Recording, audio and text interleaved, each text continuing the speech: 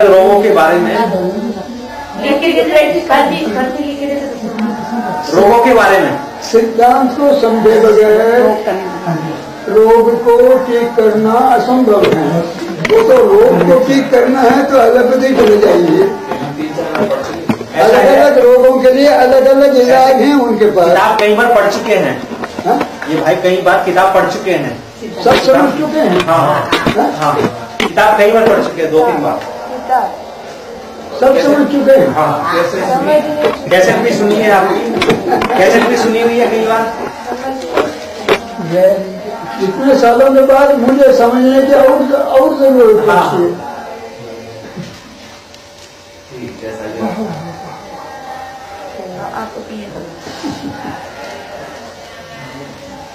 सारी दुनिया रोग के पीछे पड़ा है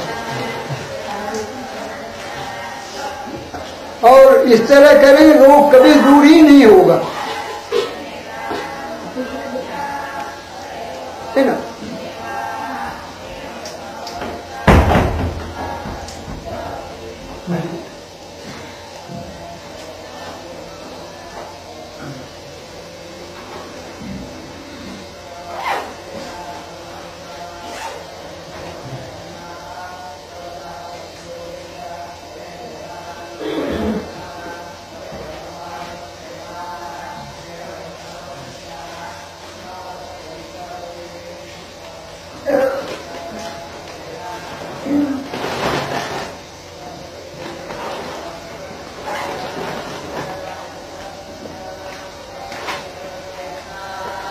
हिंदी की किताब यहाँ है। हाँ है,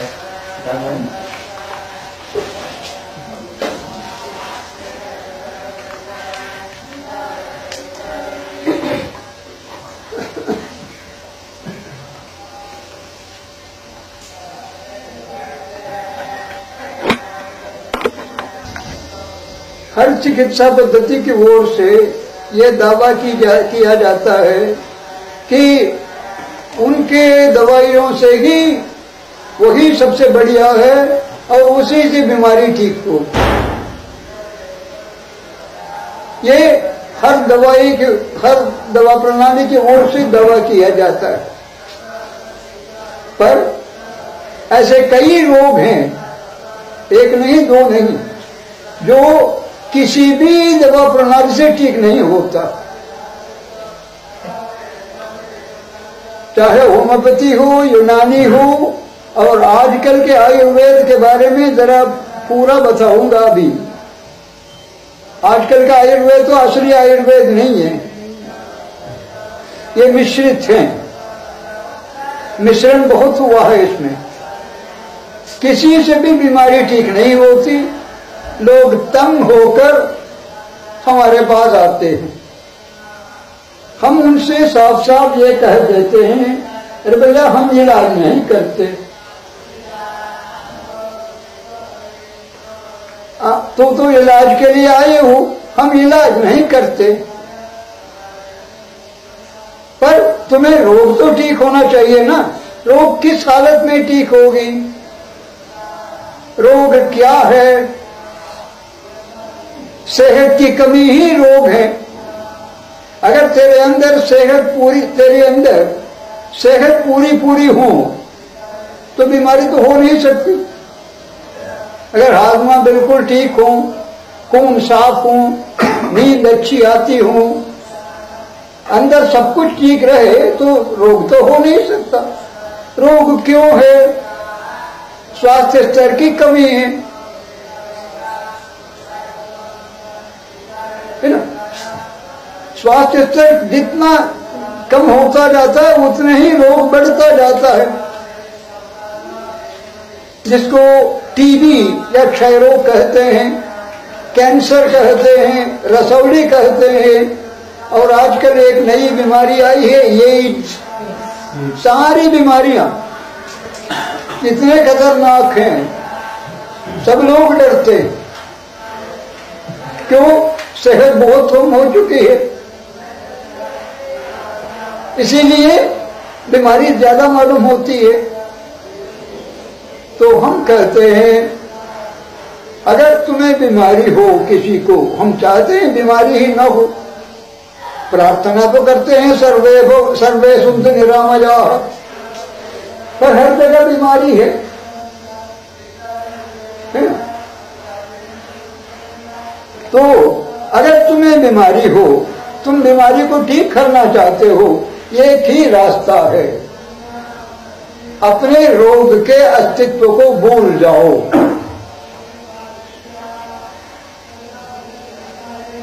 मैं यहां जो कहता हूं पूरा प्रैक्टिकल है।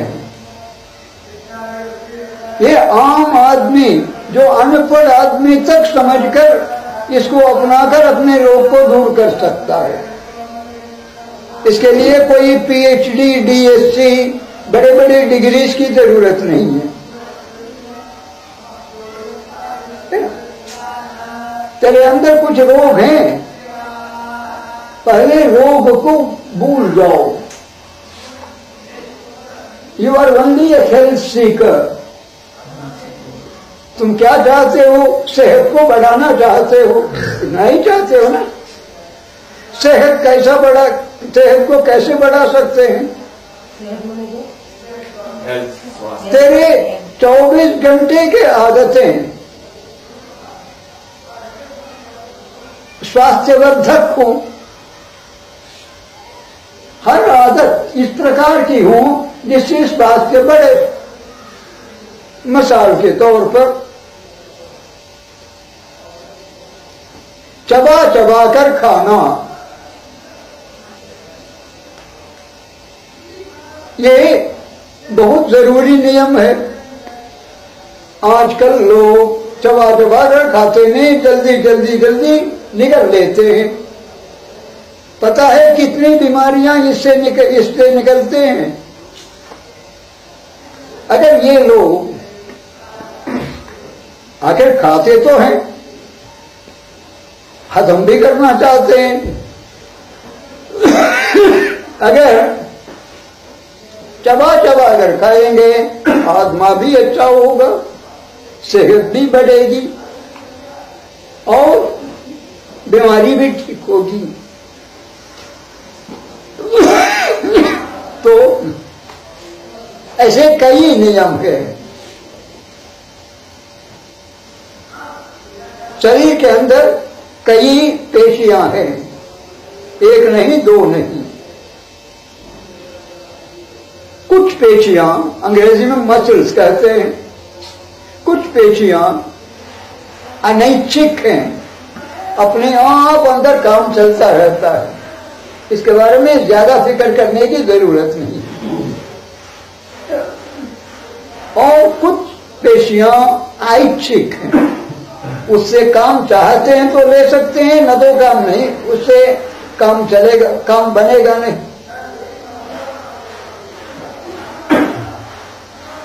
और अंदर सारा कार्य पूरी ढंग से चलने के लिए रक्त माने खून अच्छी तरह से चलाने के लिए भी इन पेशियों की ठीक ढंग से काम करना है। आखिर दिल क्या है, जिसको हार्ट कहते हैं, दिल कहते हैं, ये क्या है? ये पेशियों से बना हुआ है पूरा।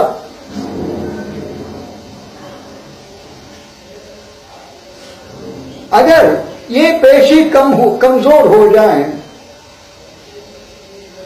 वो सिकुड़ेगा नहीं पूरी तरह से। एक बीमारी होती है एंजाइना पेक्टोरिस, दिल की बीमारी है ना। दिल की बीमारी का कई नाम है, एक नहीं दो नहीं। ये क्यों होता है? मसल कमजोर हो चुका है। मसल क्यों कमजोर हुआ? शरीर के लिए जो पोषण तत्व देना चाहिए आप दिए नहीं।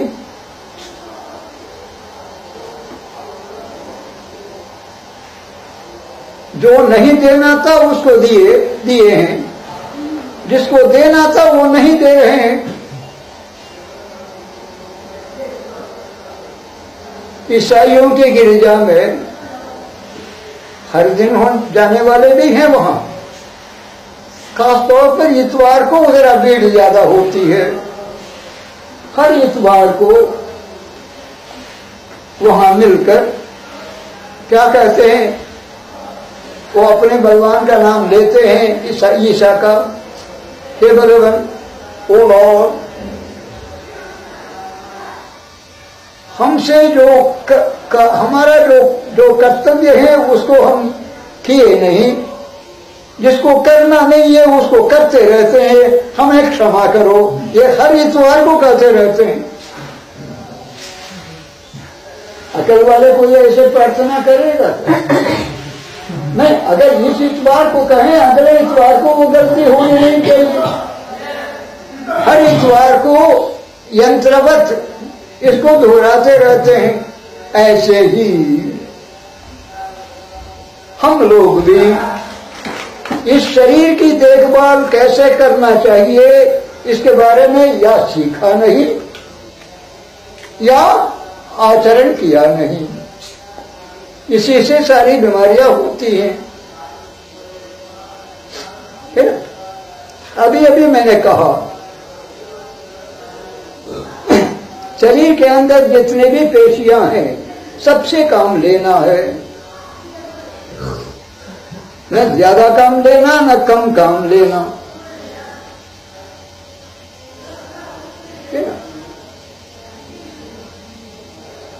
अगर किसी को बहुत ज्यादा काम दें या गलत तरह का काम दें, मिसाल के तौर पर पेट के अंदर, मैं इसीलिए रोग का नाम ले रहा हूं क्योंकि आप लोग रोग का नाम चाहते हैं। माने आमाशय के अंदर व्रण हो जाता है, अल्सर। ये क्यों होता है? आमतौर पर होना नहीं चाहिए। गलत तरह के काम दें, एक दिन नहीं, 2 दिन नहीं, हर दिन लगभग, या बहुत ज्यादा काम दें। यहां की जो पेशियां हैं, आखिर यहां भी काफी पेशियां हैं, इन पेशियों को गलत तरह का काम आ जाता है। हर दिन 24 घंटे गलत तरह का काम करते करते करते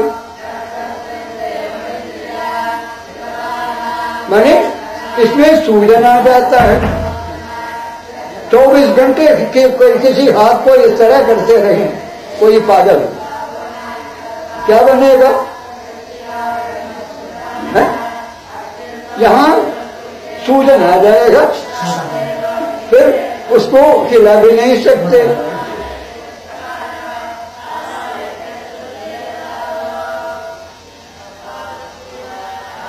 खाने में कई लोग हैं, शायद यहाँ जो लोग हैं शायद वो नहीं करते, मिर्च मसाला बहुत इस्तेमाल करने वाले बहुत होते हैं दुनिया में, उसी को स्वाद मानते हैं।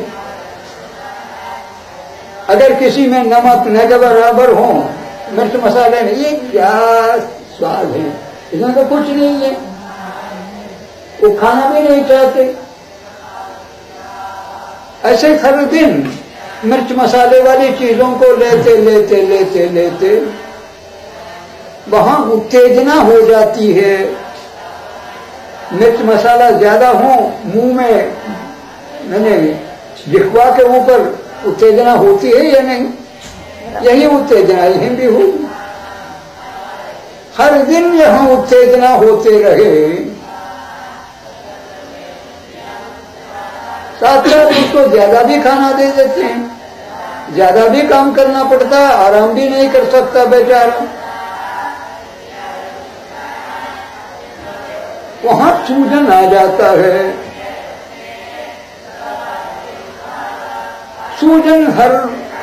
सूजन को ठीक करे बगैर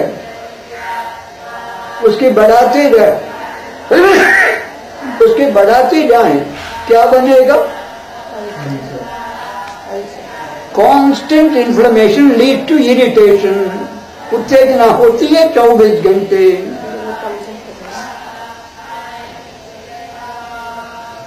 उत्तेजना 24 घंटे होते रहे, वहां व्रण हो जाता है। मान लीजिए यहां एक जख्म है, किसी को उसको ऐसे ऐसे ऐसे करते रहें दिन भर, यहां क्या बनेगा? व्रण बनेगा। यही व्रण बनता है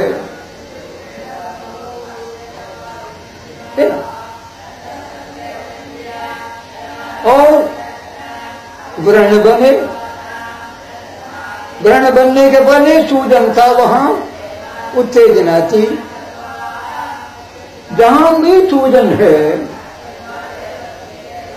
मैंने आमाशय के पेशियों में, वहां से वो डाइजेस्टिव जूस निकल नहीं सकते। अगर वो न निकले, बदहजमी बढ़ती जाएगी। एक और सूजन बढ़ रहा है, व्रण बन रहा है, दूसरी ओर बदहजमी बढ़ रही है, और शरीर के लिए जो खून मिलना है वो मिलता नहीं, क्योंकि खाना हजम नहीं होता है ना। एक कर्नाटक के पार्लियामेंट मेंबर, पार्लियामेंट के सदस्य, क्योंकि काफी पैसे वाले हैं, उनको तो बिल्कुल फ्री मिलता है सब कुछ। अगर हम चाहें तो हमें फ्री नहीं मिलेगा। ऐसे लोगों को बिल्कुल फ्री मिलता है सब कुछ। दवाइयां बिल्कुल फ्री मिलती थी, खाता था, लगातार दवाई खाते खाते खाते खाते। ये व्रण की स्थिति इतनी बिगड़ चुकी उनका, माने सबसे बड़े अस्पताल दिल्ली में है, वहां गए, वहां वो कहने लगे हालत बहुत खराब हो गई, किसी इस जगह को काट कर ऑपरेशन करके निकालना है और कोई रास्ता है नहीं। उसको अंग्रेजी में कहते हैं गैस्ट्रेक्टमी। वो व्रण इतना बिगड़ चुका है, उसको वो जगह को काट कर माने सर्जरी, शल्य क्रिया करनी है। ये डर गए बेचारे, मेरे पास आए, मेरे पास आए। मैंने किसी दोस्त ने उनसे कहा कि शायद ये कुदरती इलाज से ठीक हो सकता है। इसको सुनकर उनके मन में कुछ आशा बनी। मेरे पास आए, आते ही वो कहने लगे ऐसी आपत्ति है मुझे, इसके लिए क्या इलाज है? मैंने उनसे कहा ये जो मुल्क है ना मानव शरीर का, इसमें एक मध्य प्रदेश है, एक उत्तर प्रदेश है। अगर इसकी हालत को ठीक रखना चाहते हो, मध्य प्रदेश को नरम रखो, उत्तर प्रदेश को शांत रखो, मुल्क में कोई आपत्ति नहीं आएगी। आपने मध्य प्रदेश को नरम नहीं रखा, बिगाड़ दी। दूसरी ओर आप तो पार्लियामेंट के सदस्य हैं, हर वक्त तनाव में पड़े हैं, मन में शांति नहीं। उत्तर प्रदेश भी अशांत है, मध्य प्रदेश भी नरम नहीं है, इसीलिए मुल्क खराब हो गया। क्या करना है? हर बीमारी को ऐसे अलग अलग अलग लेकर मैं बता सकता हूं। एक अपेंडिसाइटिस है, जहां छोटी आंत और बड़ी आंत मिलती हैं। एक पूंछ जैसा एक छोटा अंग अपेंडिक्स कहा जाता है, आंत्रपुच्छ कहते हैं हिंदी में। वही कोई पुच्छ नहीं है वो, फिर भी अंग्रेजी का अनुवाद करके आंत्रपुच्छ कहा जाता है। वहां सूजन आ जाता है, सूजन आ जाता है, माने क्या किया जाता है, उसको काट कर निकाल देते हैं। अरे भैया सिर दर्द है, सिर को काट के बाहर रख दो। इस प्रकार वो सिर्फ रोग के वक्त जो लक्षण होते हैं उसी को शांत करने के लिए दवाई देते हैं। ये पूर्णतः अवैज्ञानिक हैं, ये एलोपैथी के बारे में ही नहीं। आजकल आयुर्वेद माने होम्योपैथी वाले भी जाते ही पूछते हैं क्या बीमारी है तुझे। अच्छा, उस बीमारी के लिए तो आराम दिलाने के लिए दवाई लो। इनसे जरा पूछ लीजिए हाथ जोड़कर, डॉक्टर साहब दवाई तो आप दे रहे हैं बहुत बढ़िया, अच्छा इस दवाई से ये भी ठीक हो जाएंगे? जरूर। इससे सेहत बढ़ेगी? जरूर। अच्छा, इससे सेहत बढ़ेगी ना, वही दवाई दीजिए, मैं अपने भाई को अपने बहन को भी दे दूंगा, उनकी सेहत भी बढ़े तो बहुत बढ़िया है। नहीं, उनको न देना। इस खास बीमारी में जो तड़प रहे हैं उनको लिए दी जाती है। मतलब क्या है?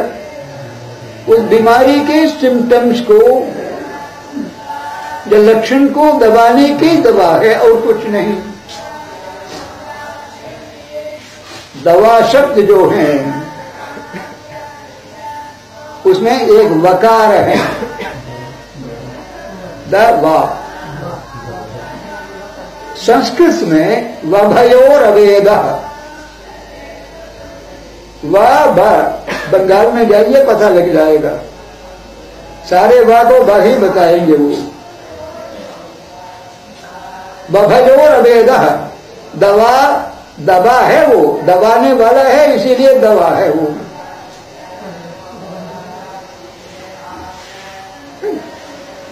हम क्या करते हैं इसमें प्राकृतिक जीवन पद्धति में, इसके 8वां खंड में, 8 खंड हैं इसका, 8वां खंड में ये साफ साफ बताया हुआ है। अगर आप बीमार हो, मैं अलग अलग बीमारियों को लेकर आपकी तसल्ली के लिए बोल दूंगा, जरूरत पड़े तकनीकी शब्द भी इस्तेमाल कर लूंगा, चाहे आप समझे या न समझे उसके बारे में मैं जिक्र नहीं करूंगा। आपको तो तकनीकी शब्द चाहिए नहीं चाहिए, है ना? नहीं चाहिए। तो आप बीमार हैं क्या? नहीं। अपनी बीमारी से पूरी तरह से छुटकारा चाहते हैं, 4 कदम उठाना है। एक अवबोधन। अवबोधन का मतलब क्या है? माने जिस पद्धति से मैं ठीक होना चाहता हूं, अभी और पद्धति से तो मुझे आराम नहीं मिला, जिस पद्धति से अब आराम होना चाहता हूं उस पद्धति के बारे में सारी जानकारी मुझे मिल जाए। पहले इसको मौलिक जानकारी को अपना लो। अवबोधन, अंडरस्टैंड। इसमें क्या समझना है वही मैं बता रहा था। बीमारियों के जड़ कारण एक है, स्वास्थ्य की कमी ही रोग है, ये सारे बता रहा था। और जो अन्न है वही औषधि बन सकती है। जो अन्न का काम दे नहीं सकता वो औषधि बन नहीं सकती। इसके बारे में पूरी जानकारी पालो, तभी आप इसे अपनाएंगे, प्रोग्राम करेंगे। आपकी मन की ओर से कोई माने ऑब्जेक्शन में होगा नहीं, समझे बगैर करेंगे। क्या पट्टी लगाने से कैसे आराम हो सकता है? खाना कम करने से मैं कमजोर हो जाऊंगा, ताकत कैसा बढ़ सकता है? ऐसे हर क्षण आपके मन में शंकाएं होती रहेंगी। शंकाएं जितने हो उतने आप और कमजोर होते जाएंगे, है ना? संशयात्मा विनश्यति, जिनको हर वक्त संशय ही संशय है, वो आगे बढ़ नहीं सकता। तो अवबोधन, हम तो चाहते हैं किसी तरह की बीमारी हमारे न हो, इसके लिए पहले अवबोधन चाहिए। हाँ, कोई इसको 3-4 बार पढ़ चुके हैं, पर जब तक अनुभव नहीं है, अनुभवी ज्ञान नहीं है, तब तक ज्ञान कहा जा नहीं सकता। सिर्फ किताबों का पढ़कर ऊपरी तौर पर कुछ समझ ले, वो अनुभवी ज्ञान नहीं बन सकता। अनुभवी ज्ञान तभी बन सकता है जब इन सिद्धांतों को अपने जीवन में हम उतार कर लाएं, जीवन में उतार कर उससे हम लाभ पाएंगे, तभी अनुभवी ज्ञान मिलेगा। ये अनुभवी ज्ञान के बगैर हम किताब को पढ़ने के बावजूद हम कहते रहेंगे अलग अलग बीमारियों को अलग अलग इलाज होगा, बताइए। फिर पहला अवबोधन, अंडरस्टैंड। आमतौर पर इसको समझना जरा मुश्किल है। क्यों? बाकी पद्धतियों से ये बिल्कुल विरुद्ध है, इसीलिए लोग इसको अवैज्ञानिक मानते हैं। वैज्ञानिक भी माने पूरी तरह से पूरी समझदारी के बगैर इसकी वैज्ञानिकता हमें समझ में नहीं आएगा।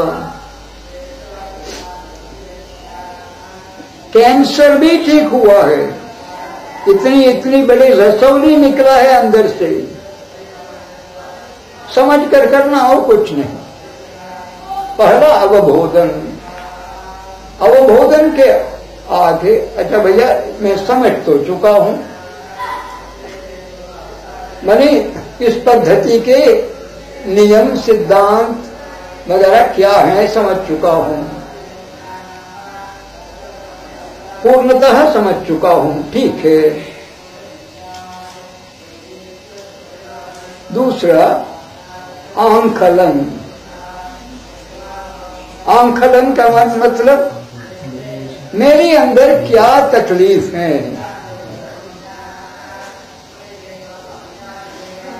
जिसके ठीक करने के लिए मैं पहले डॉक्टरों के पास जा रहा था। आंकलन, असेसमेंट, ये आपके शरीर के अंदर जो स्थिति है दूसरे कोई आंकलन नहीं कर सकता। न एक्सरे से, न अल्ट्रासाउंड से, न पेशाब की टेस्ट से, न ब्लड की टेस्ट से, किसी से आपकी आंतरिक स्थिति को आंकलन करना असंभव। क्यों? ज्यादा से ज्यादा वो बता सकते हैं इस वक्त की हालत क्या है। क्यों? इस वक्त वो टेस्ट कर रहे हैं, इसके पहले क्या था, आगे क्या होगा, वो कैसे बता सकते?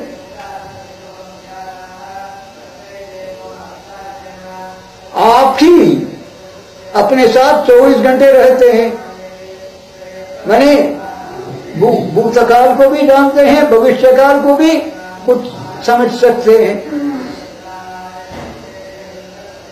आप ही अपने डॉक्टर हैं,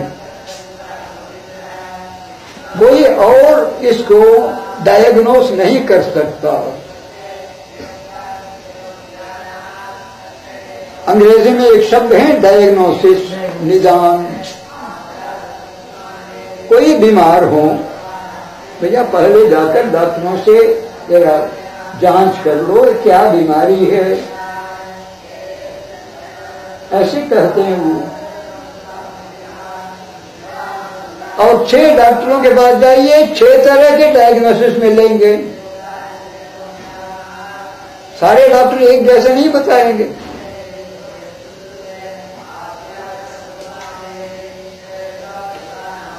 असली आंकलन, असली निदान क्या है? बीमारी अभी अभी शुरू हुई है या कई दिनों से है,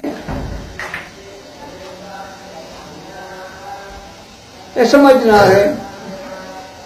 कई लोग हैं लगभग स्वस्थ हैं, आम दिनों में कोई तकलीफ नहीं होती, नींद अच्छी आती है, टट्टी खुलकर होती है ना, और किसी तरह की आपत्ति नहीं है आम दिनों में। साल में 1-2 बार 2-3 दिन के लिए जुकाम या खांसी या बुखार या दस्त या कुछ ऐसा होता है। बाकी दिनों में ये ठीक रहते हैं। ये जो बीमारी होती है इसको हम लोग कहते हैं तीव्र रोग। तीव्र का मतलब क्या है? डरना नहीं तीव्र शब्द से। आपकी प्राण शक्ति, आपके अंदर जो गंदी चीजें पड़ी हैं, जो पिछले 6-7 महीने से इकट्ठा हुआ है, उसको पूरे ध्यान देकर तेजी से निकालने की एक तरीका है। इसको कहा जाता है एक्यूट डिजीज, तीव्र रोग। इसके बारे में मेरे गुरुजी संस्कृत के बड़े विद्वान थे, लक्ष्मण शर्मा, वो कहते थे संस्कृत में नेचर क्योर के बारे में उन्होंने पूरा लिखा है संस्कृत में, और श्लोक रूप में, पद्य रूप में लिखा है, गद्य रूप में नहीं। 1600 श्लोक हैं, 1 नहीं 2 नहीं। संस्कृत तो सारा भारत का है, न दक्षिण के हैं, न महाराष्ट्र के हैं, न पंजाब के हैं, न कश्मीर के हैं। संस्कृत तो सारे भारत का है, सारे विश्व का है। उसमें एक संस्कृत श्लोक है, नष्टे तु देह नैर्मल्ये, नष्टे तु देह नैर्मल्ये भूयः सुस्वास्थ्य सिद्धये यतते प्रकृति देवी यत्नः अयम रोग उच्यते। जब आपके शरीर का माने शरीर की स्वच्छ आंतरिक स्वच्छता कुछ हद तक नष्ट हो चुकी है, माने अंदर गंदी चीजें इकट्ठी हो गई हैं, नष्टे तो देह नैर्मल्ये भूयः, फिर सुस्वास्थ्य सिद्धये, अपने स्वास्थ्य को बढ़ाने के लिए, सही ढंग से बढ़ाने के लिए, यतते प्रकृति देवी यत्न करती है। यत्नः अयम रोग उच्यते, यही यत्न है रोग। रोग किसके लिए होता है? अंदर की गंदगी को निकालकर आंतरिक स्वच्छता को बढ़ाकर आपको स्वस्थ बनाने के लिए रोग होता है। कि कोई डॉक्टर मानेगा? अगर वो मानेगा अपनी नौकरी को छोड़नी पड़ेगी उनको। वो तो डराता रहता है, हर रोग आपका दुश्मन है, रोग आपके ऊपर आक्रमण कर रहा है, फौरन रोग को दबाइए दवाइयों से, यही उनका नारा है। तो अभी भी अवबोधन बताया ना, उसी में आता है ये रोग हमारी भलाई के लिए आता है। कैंसर हमारी भलाई के लिए आता है, दमा हमारे भलाई के लिए आता है क्या? ये सवाल पूछा जा सकता है। जिन दिनों में वो जुकाम या खांसी थी उस वक्त आपने दबा दिया, वही रोग बढ़कर जो छोटा सा बच्चा था अभी युवा बन गया, वही रोग बढ़कर कुछ दूसरे शक्ल दिखाई देता है ना, वही रोग है। ऐसे रोग में भी परहेज करें, खून को साफ होने दें, शरीर की आंतरिक स्वच्छता को बढ़ाते जाएं परहेज से। अंदर की गंदगी दिन ब दिन कम होते होते बीमारी ठीक हो जाती है ना। तो आंकलन, अपनी बीमारी क्या है ये नहीं, अपना स्वास्थ्य कहां तक अच्छा है, आप कितना हजम कर सकते हैं। अभी इस वक्त हम लोग रोग का निदान नहीं करते, स्वास्थ्य स्तर का निदान करते हैं। आप सुबह सुबह उठते ही नींद के बाद आपके शरीर में कुछ ताजगी का अनुभव होता है या नहीं? आप जब आपका आमाशय काली होता है उस वक्त कोई जलन होता है? जब आराम कर रहा है मैं आमाशय, उस वक्त तो कोई तकलीफ तो होनी नहीं चाहिए। तो अपने स्वास्थ्य स्तर को आंकलन कीजिए।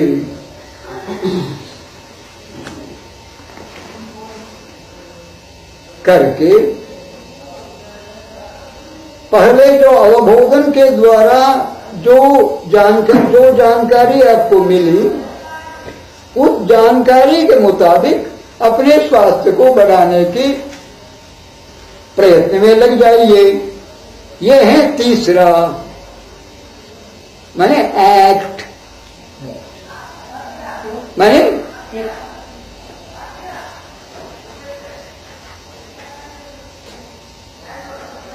आचरण, अवबोधन, आंकलन, आचरण, सारा आ ही शुरू होता है पूरा।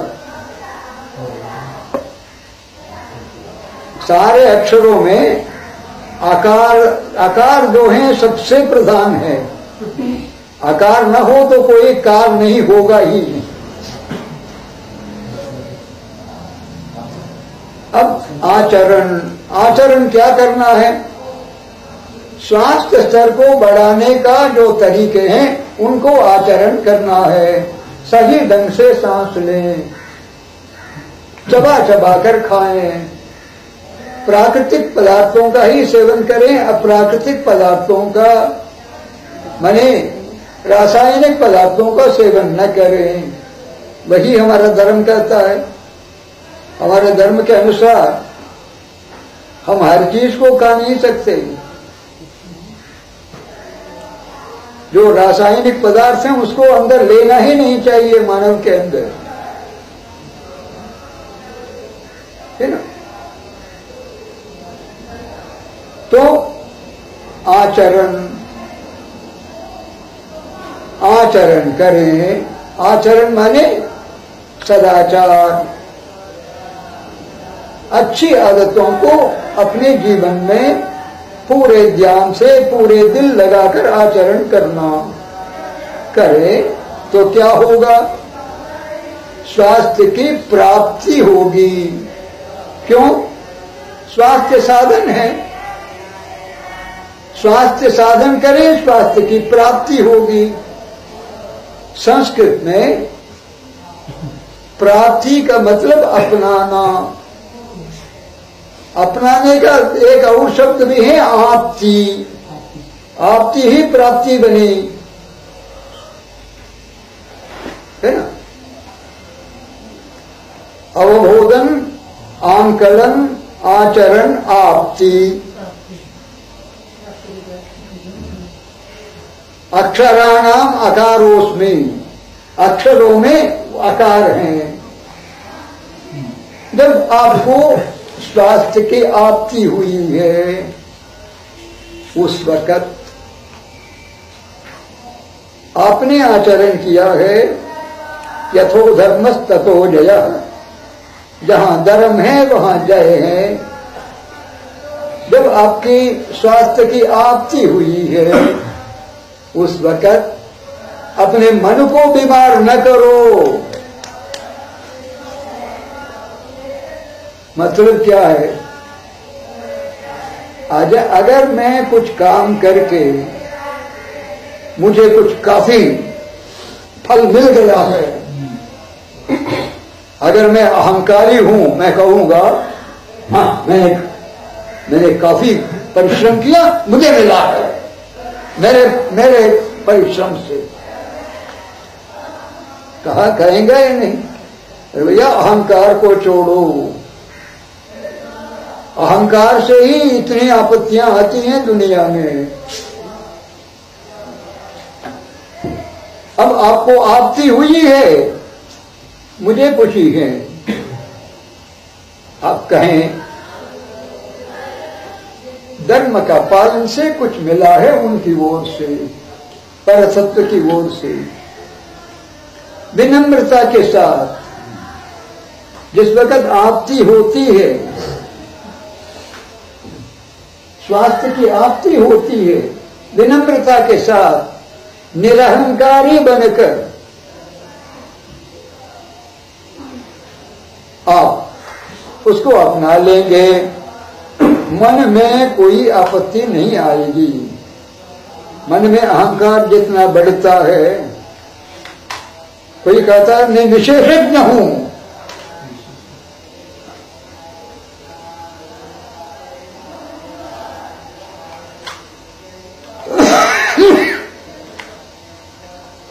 दुनिया में एक व्यक्ति नहीं, दो व्यक्ति नहीं, लाखों करोड़ों व्यक्तियां हैं। इनमें सैकड़ों विद्वान हैं। आपको पता है कि आपका ज्ञान बहुत कम है, आपसे भी और ज्ञानवान दुनिया में है। आप सबसे आगे नहीं है।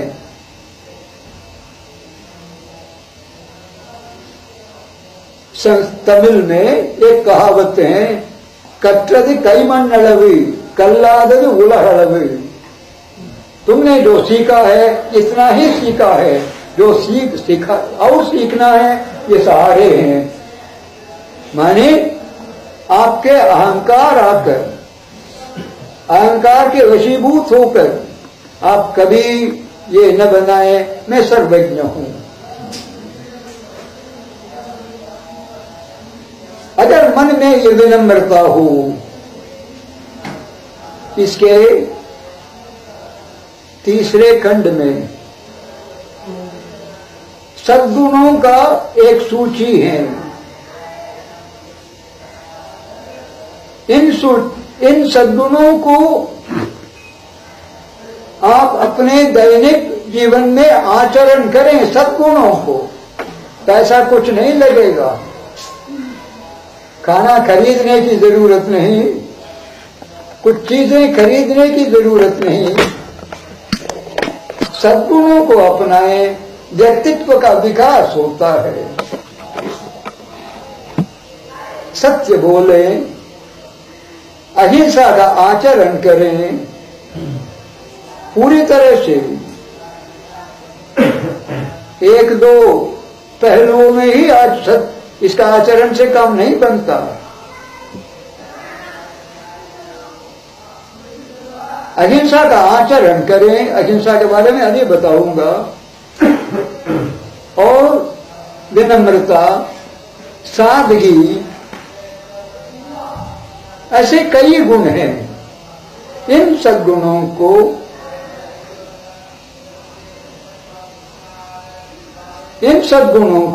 अपने जीवन में उतारकर अपने व्यक्तित्व का अंग बना ले तो क्या बनेगा? आपका मानसिक स्वास्थ्य इतना ऊंचा होता जाएगा, आपको दुनिया में कोई भी बीमार नहीं बना सकते।